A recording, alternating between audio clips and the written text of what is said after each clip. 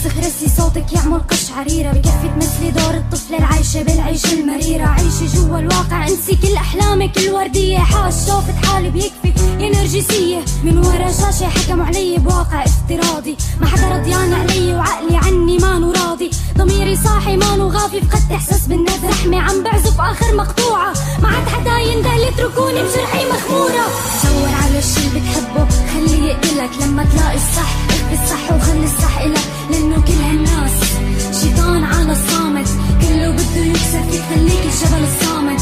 دور على الشي اللي بتحبه خليه يقتلك، لما تلاقي الصح اخفي الصح وخلي الصح إلك. لانه كل هالناس شيطان على الصامت، كله بده يكسر فيك فخليك الجبل الصامت. وحدة قاتلة صمت افضل من سخط خداع، ضحكي بوشن دمعة بقلبي، مع حالي صار في صراع. تركت الجامعة شلت وبحياتي انا اخفقت، بعدت عن النجاح وبالفشل التصقت. لك حتى بالحب بعمري ما كان لي فيه نصيب، كل مرة يرجع يكسر خاطري واملي فيه يغيب. وبعد حرب 4 سنين دامت بيني وبين النسيان، اسمه كامر جوانا كل مسكي روسي ابني هزيان. ما قدرت انسى وكل ما اكتئب بختفي بقوقعتي، بتصرخ امي فيي بيكفي كيانك زعزعتي. قد العمر يا خان ويا صاروا بيحضنوا الغربة، واللي بقي منهم استشهد وصار تحت الأتربة. صعب اهلك منفصلين وحامل مسؤولية بيت، شغل وشقة ونهنها عكس اللي عليه تربيت. صعب تحني راسك وتنزل كرمال طالع النجلة، صعب تفهم شو عم بحكي وانت منك عايش مثلي. همسات لا مبالية كانت للوجع تجسيد،